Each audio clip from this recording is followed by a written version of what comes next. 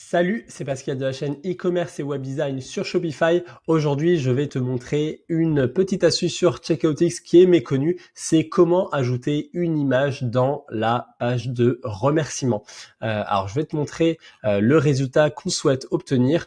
Là, si tu vas dans configuration Customize Checkout, tu as la possibilité donc de previewer ton checkout, mais tu peux également voir après l'achat la page de remerciement. Et ça se fait en bas de page juste ici.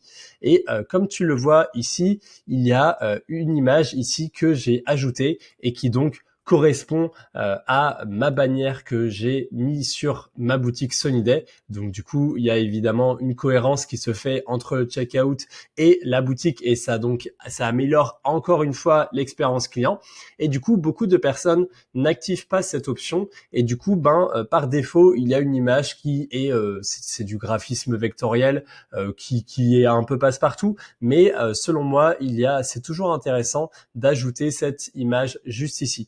Donc, je vais te montrer comment faire tout de suite. Donc, du coup, on va revenir où on était tout à l'heure dans configuration et customize checkout. Et du coup, là où il y a le bouton, c'est ici que ça se passe. Comme tu le vois, il suffit d'insérer une simple ligne de code et en fait, c'est une ligne HTML où on va tout simplement récupérer une image. Donc déjà, pour avoir cette image, moi je te conseille tout simplement de prendre l'image que tu peux avoir sur ta bannière, mais tu peux tout à fait importer une autre image.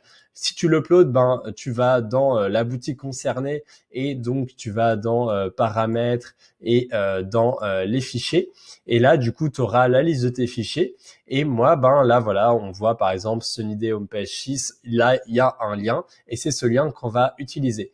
Du coup, je t'explique juste comment importer une image via le HTML. C'est une méthode qui marche également si tu veux importer une image via tes fiches de description produit ou ailleurs, par exemple sur ta page d'accueil via du HTML.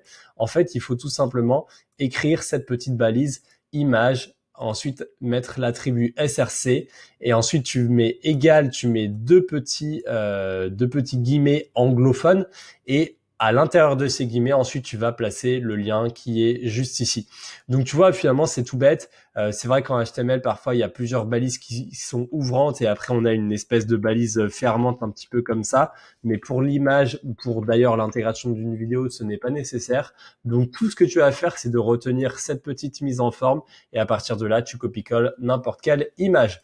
Donc, à partir de là, la messe est dite, tu ajoutes, tu fais un petit sauvegarder, tu vérifies en preview que ça a bien été ajouté et c'est tout. Voilà, donc je profite de cette vidéo pour faire une remarque sur Checkoutix puisque vous êtes beaucoup à me faire des retours lorsque je signale qu'est-ce qui pour vous vous empêche d'installer Checkoutix et la plupart d'entre vous m'ont indiqué que la séquence de panier abandonné ne fonctionnait pas parfois. Donc vous faisiez les tests, soit ça arrivait dans les spams, soit tout simplement ça ne se déclenchait pas.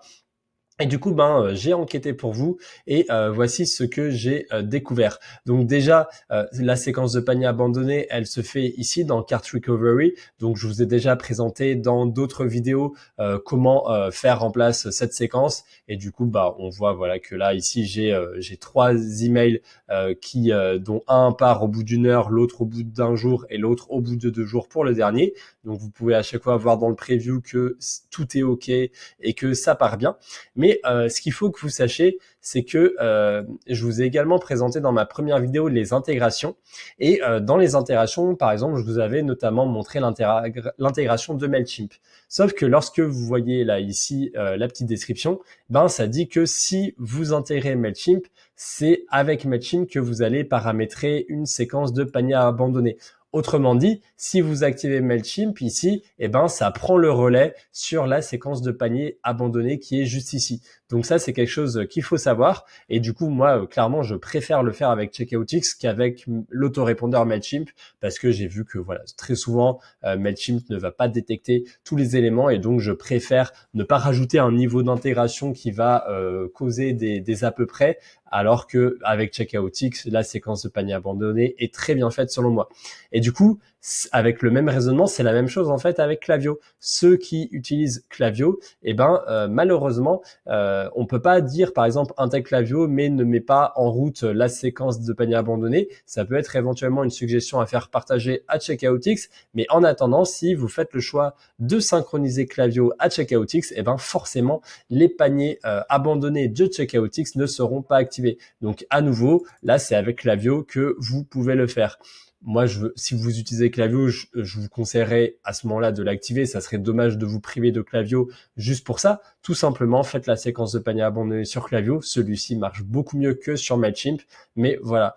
Donc, en tout cas, voilà, vous voyez que à nouveau, entre les différentes options qui ont été ajoutées récemment, Checkoutix, il y a vraiment possibilité de faire une expérience tout en un et donc d'augmenter vos conversions, de réduire votre taux de panier abandonné via cette seconde astuce que je vous ai donnée. Donc voilà, c'était Pascal de la chaîne e-commerce et web design sur Shopify. Donc n'hésitez pas si vous souhaitez installer Checkoutix. D'ailleurs, c'est vrai que je vous en ai pas parlé, mais dans cette vidéo, mais si vous allez sur mon site pascaldegu.com, dans le footer, vous arrivez sur prestations sur devis. Ça ouvre un catalogue de prestations personnalisées. Vous pouvez aller tout en bas et il y a notamment cette configuration de Checkoutix que je prends en charge pour vous, donc avec l'ensemble des conseils que j'ai pu divulguer depuis maintenant 1 an. Donc voilà, comme ça, si vous souhaitez pas prendre en charge toutes les petites nuances, tous les petits conseils, vous pouvez tout simplement me prendre en charge cette prestation. Comme ça, moi après, je me charge de l'installer pour vous et de le configurer aux petits oignons. Donc si vous êtes intéressé, tout simplement, soit commandez directement le service, soit faites appel à moi via la section contact ou via les commentaires dans la chaîne YouTube. Voilà, et j'espère que ça en intéressera quelques-uns. En tout cas, c'était Pascal de la chaîne e-commerce et web design sur Shopify. Je te dis à la semaine prochaine pour de prochaines vidéos. Salut!